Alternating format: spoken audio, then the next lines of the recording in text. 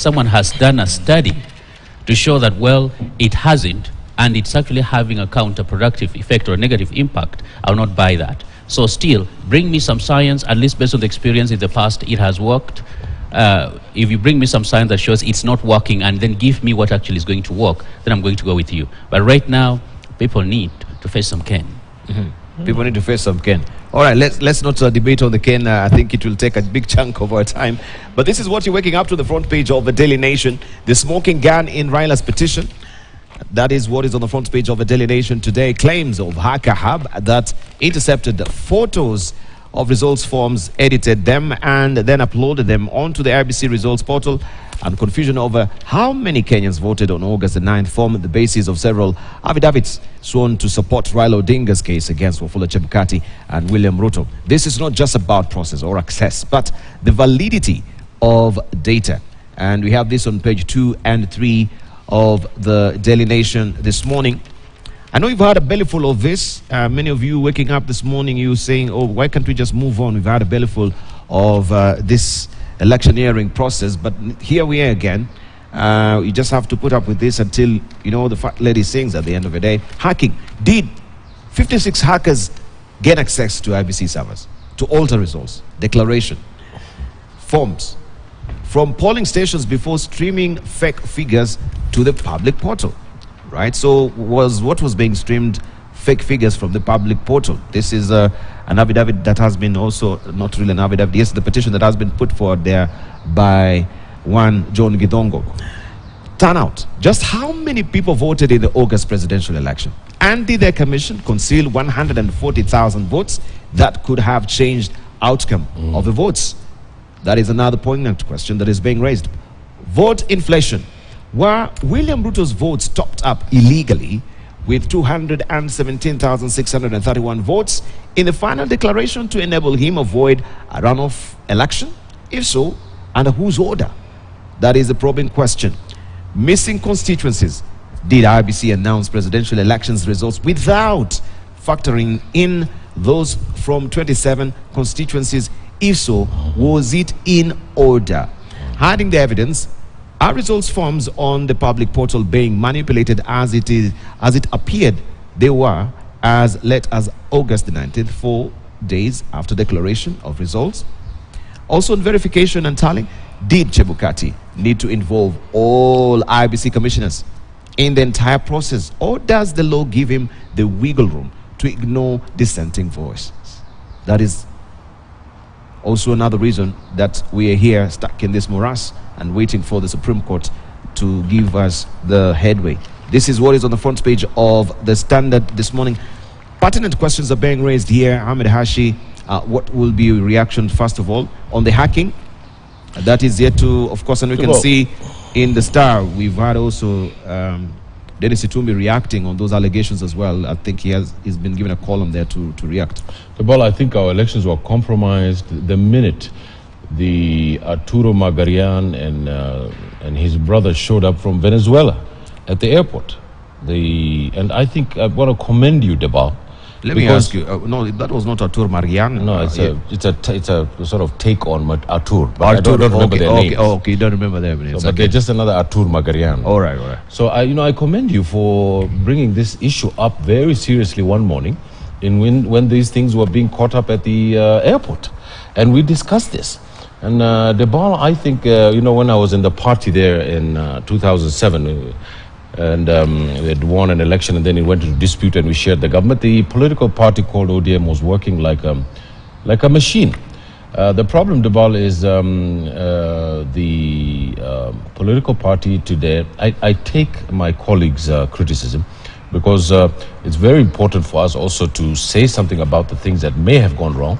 Is that the political party and the secretariat of the Azimio, I really believe, failed its candidate. I really believe that because their intelligence didn't work. A lot of things didn't work at the party level and at the secretariat. And I think that after this Supreme Court case, I think that secretariat should be purged, and more competent people should be brought in. The second point is, Debal, there is no moving on, Debal, in my view. In the novel Waiting for Godot, Someone mentioned a storyline about we should all move on. Debal, we are going to go to the Supreme Court because it's going to add to the substance of our jurisprudence. It's going to add to the substance of how we conduct our elections. It's going to raise the questions in this Kenya as to why our society is so rotten. Debal, if we have to go and get a cane to discipline a student so that he can do his homework, the parents and the teachers have failed. If in this society there is voter apathy and people don't want to come out and vote, there is a rot that has set in. If the Electoral Commission creates a melee in front of all the ambassadors of the world and embarrasses this republic, it means there's a rot in this country that needs to be fixed. If we all stick our fingers in the middle of the road while driving to each other, it means there's a rot in this country that needs to be fixed. We cannot every 5 years in this country hold our breath and think that there's going to be another civil war because some fellow at the Electoral Commission decided to do a unilateral thing. The proper thing for the Electoral Commission to have done was to sit together, to powwow, and to decide together. The very conscience of our country is in our hands. Is the numbers we are giving, are they truthfully the numbers that we have? That's one point they should have considered. So they morally failed us, Debal, not only politically and legally.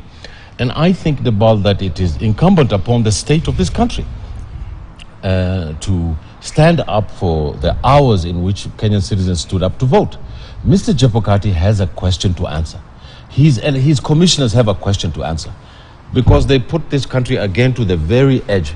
Debal, people are seething with anger, Debal, in this country. Not because they support this or that candidate, they are angry because Debal, their vote didn't count. They want to know if they were beaten, they want to be beaten fairly and squarely. And they want to see themselves being beaten fairly and squarely. You can't tell a whole 7 to 8 million people, move on. I think that's insulting. We must come down and figure out the truth, because if we move on from the truth, that rot again is going to set into our country, Debal, and it's going to follow us and haunt us into the next election. And when that happens, Debal, the civil strife will be started again. Right. On your screen, you can see there, these are the figures, the center of Azimio case. My director will just have it back. County forms 34A and forms 34C. And the variants that are given there, Mombasa, we have 98,639. On form 34C, you have 113,700. And the variance is 15,061. Also, we have Vihiga. Forms 34A showed that it was 59,017. We have forms 34C showing that there was 67,633, and the variance is 8,616. In Bomet, that is with 271,906 from form 34A, and we had Form 34C recording 285,428. This is a variance of 13,522.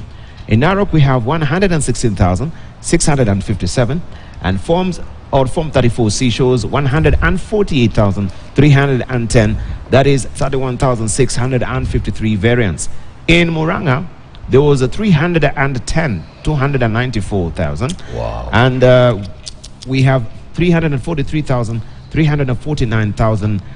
That is a variance of 33,055. And this is where also you were gagging to run as for the seat of a senator. You looking at this variance, it doesn't really shock you. I think this is actually the highest that we can see here from Ranga as it is right now. Let me first of all say this, because a case is in court, and I think this country will have to go back. Can I go through the list, then you come back to Moranga? Turkana, we had 36,000. And we, from the Form 34A, Form 34C shows that 46,696 was what was recorded there. A variance of 10,340. In Kericho, we had 304,617. And on Form 34... we had 318,861. The variance there is 14,244. Nakuru, 424,904. And we had the Form 34B carrying out that particular figure. 455,864. 30,870 is the variance. We had West Pokot 100,000 and 674. We have the Form 34C 109,944, 9,270. Transoya. Wow. Transoya is 103,353. Forms or Form 34C shows 116,776,000. The variance there is 13,423. Marsabit 47,215. We have 58,782. Variance 11,567. Nyamira 73,542. 78,356. The variance is 4,814. Bungoma 252,564. Wow. 255,906. There's a variance of 3,342. Kajiado 146,351. We have 148,449. The variance is 2,098. Kakamega 139,791. We have 141,166. The variance there is 1,375. Busia 45,822. 45,822, 48,801. The variance is 2,979.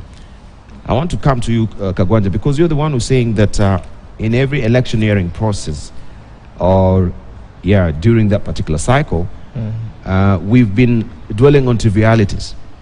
And these figures are looking at these figures, would you say they are trivial? This sort of variance, if you add all this, it will make a discernible difference. And what Dr. Kanenji was raising is the fact that even in Ghana, 20,000 votes, right, really was the bone of contention. If you're speaking of a white birth figure of 200 and over 250,000 votes that cannot really be accounted for, will you consider that trivial? Let's not zero in on a very specific question, but look at this issue in a very generic way, because that's what's going to help our democracy. First, because it has already been.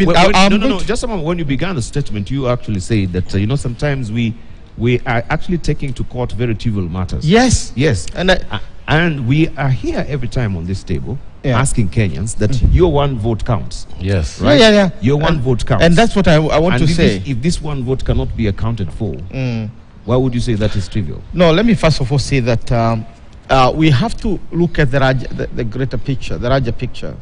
And the larger picture is very, very specific to look at, because we consciously created this constitution, the 2010.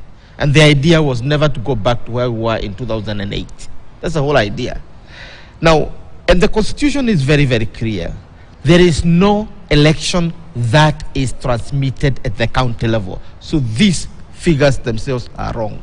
Constitutionally, the last station of operation is the constituency. Full stop. And at the constituency level, you declare who is the governor, who is everything. And then the forms from 34B, not A, from 34B finds its way to the commission. And where you have now Chebukati as the returning officer for that election. Yet the constituency level, we have the returning officer. We had on the portal 46,229 forms. How you tabulate Mombasa and all, I would need to go to the classroom, because elections in Kenya are not on the basis of the county. They are on the basis of the 290 constituencies. Let's get clear. Two, at the constituency level, it is tallying. It is not voting. So what you have with the IEBC in terms of Form 34A is from the 46,229 polling streams, actually, not polling stations, streams, which are supposed to be no more than 700 voters in each of the streams. In Muranga here, which is mentioned, we had 1,181 streams within 600 205 polling centers, which are usually the primary schools, or very quickly organized polling centers like my own in CBD in Marangwa.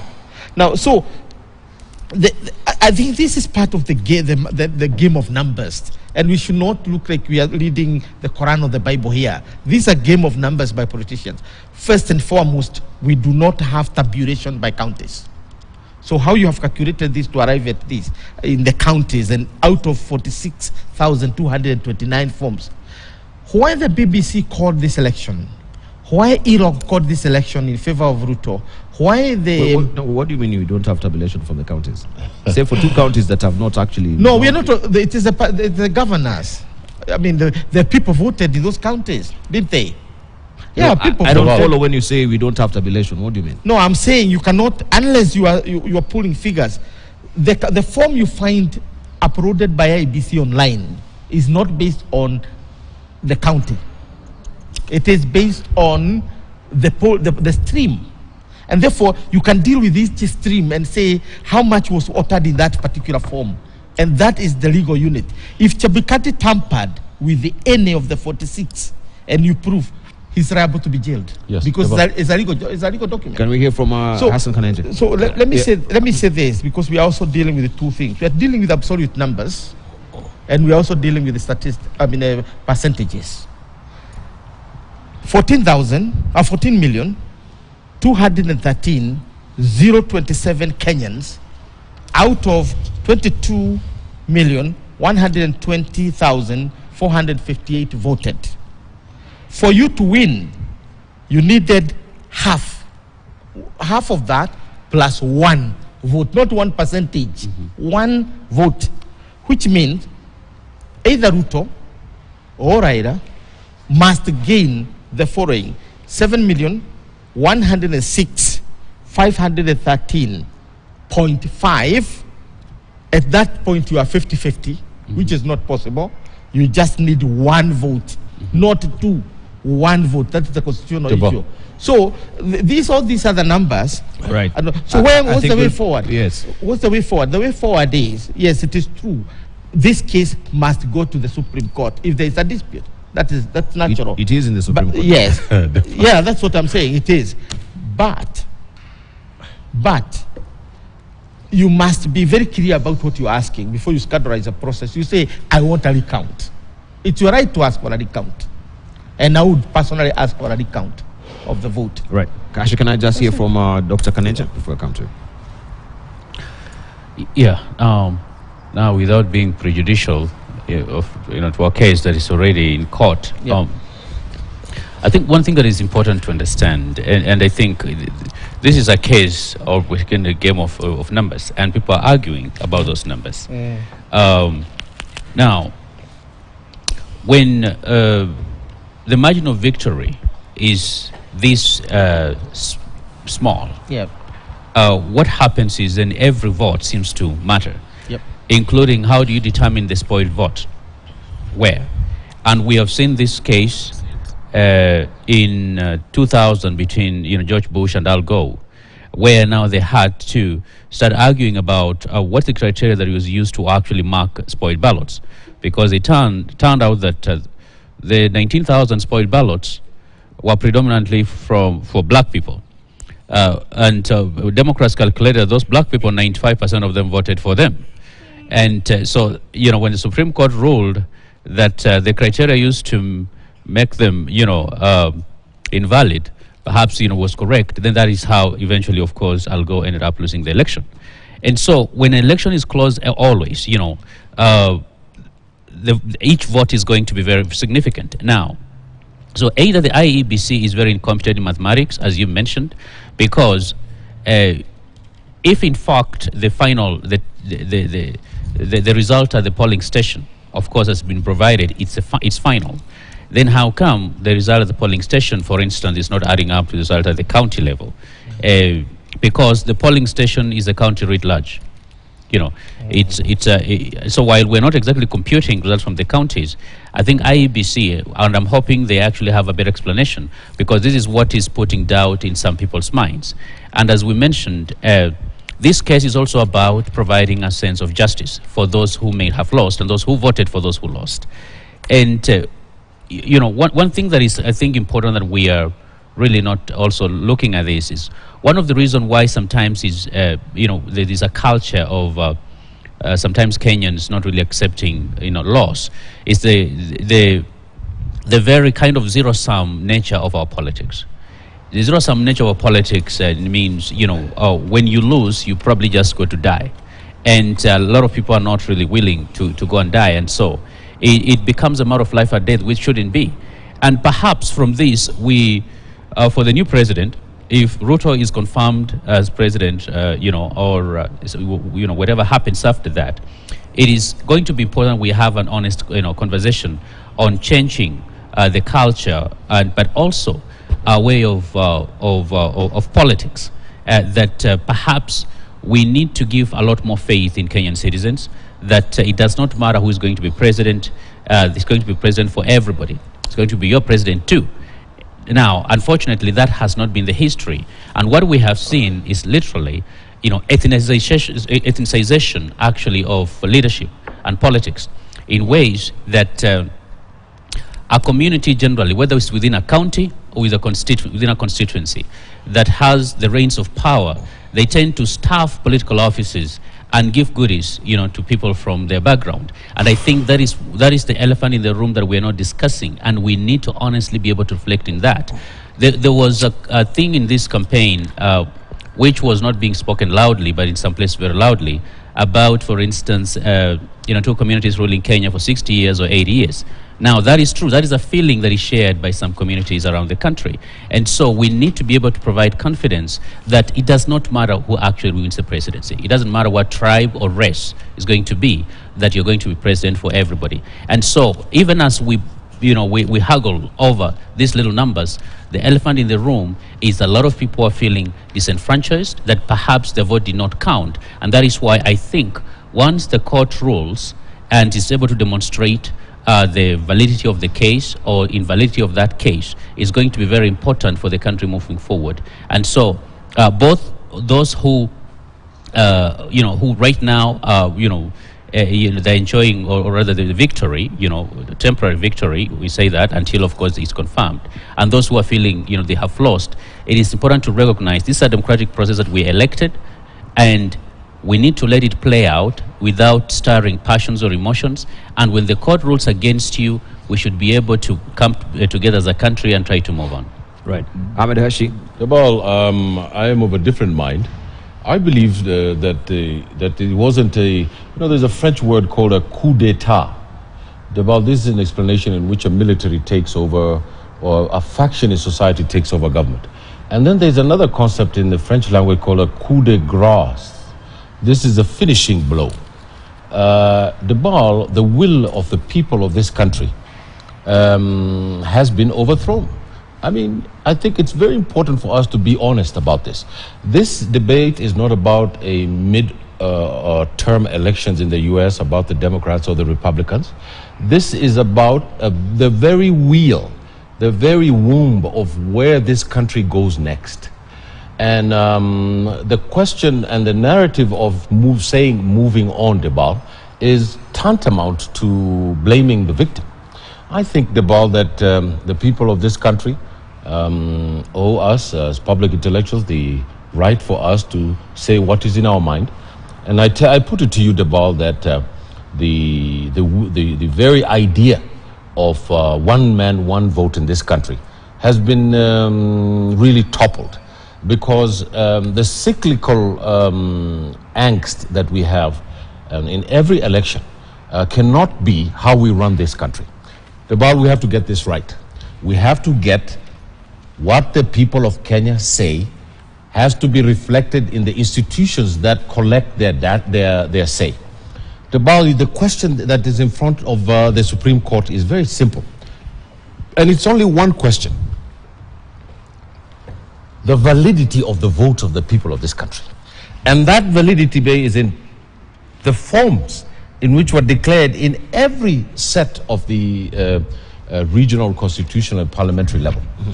And those are the issues that have been presented. You've seen the Azimio group come up with a whole lorry Those are the forms, Debal. What's in there are the forms from each of the polling stations, which were validly signed, and some that were bunkered by false agents.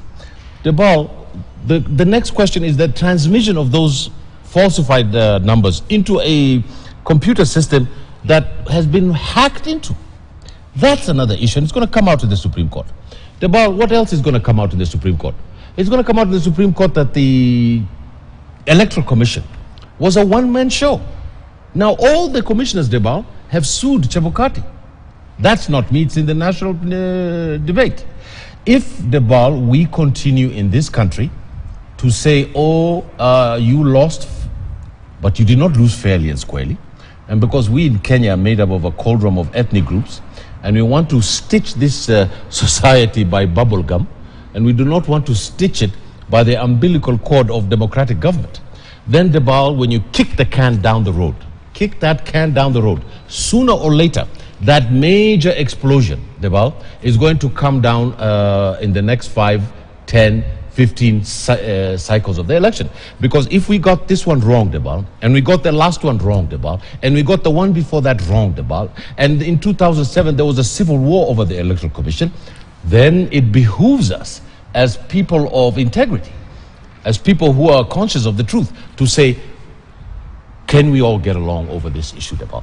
That we ought to count the people's vote. And if we can't count the people's vote, what business do we have to have a government and a society in this country? Why are we called the Republic of Kenya?